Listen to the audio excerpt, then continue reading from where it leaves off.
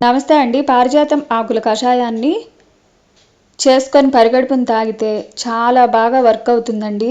ఇది ఎలా చెప్తున్నానంటే ఇది నా అనుభవంతోనే చెప్తున్నాను.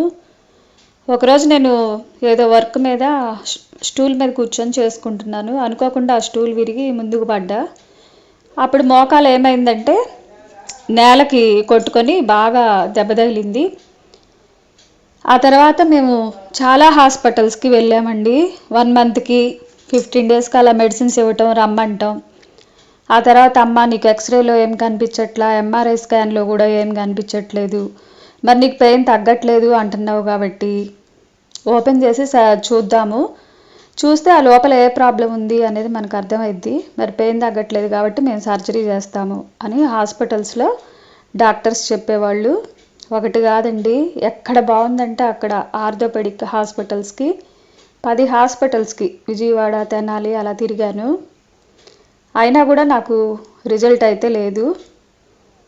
అసలు కర్ర పట్టుకొని లేచి నిలబడి ఆ తర్వాత స్టెప్ వేసేదాన్ని. అలా జరుగుతూ ఉన్నప్పుడు మాకు బాగా తెలిసిన ఒక ఆయుర్వేదం డాక్టర్ గారు ఉన్నారండి. ఆయనకి ఇలా జరిగిందండి అని చెప్పి బాధపడితే ఆయన 7 ఆకులమ్మ కడిగి నీళ్ళల్లో వేసి కాగబెట్టుకొని తాగండి, పరిగడుపున మీకు రిజల్ట్ ఉంటుందని చెప్పారు. సరే అని చెప్పేసేసి ఒకరోజు చేశాను, తర్వాత సెకండ్ డే కూడా చేశా. మీరు నమ్మరండి, 3వ రోజు మార్నింగ్ నేను కర్ర కూడా వదిలేసి నిలబడి చిన్నగా అడుగు అనేది పడింది నాకు. ఇలా తాగాక ఒక్క 1 వీక్లోనే ఫుల్ రిజల్ట్ వచ్చేసింది నాకు. చక్కగా నడిచాను. అప్పటి నుండి ఇప్పటి వరకు నేను రోజు ఎప్పుడన్నా స్కిప్ చేసినా కానీ మర్చిపోయి తాగుతూనే ఉంటానండి.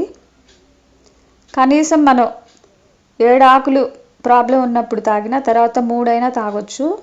మార్నింగ్ కుదరకపోతే బ్రేక్ఫాస్ట్ తర్వాత అయినా సరే ఒక అరగంట గంట గ్యాప్ తర్వాత అయినా తాగొచ్చు.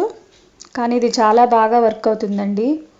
ఈ విషయాన్ని మీతో షేర్ చేసుకుందాం, నా అనుభవాన్ని చెప్దాం, అందరికీ యూజ్ అవుతుందని నేను ఈ వీడియో చేశాను.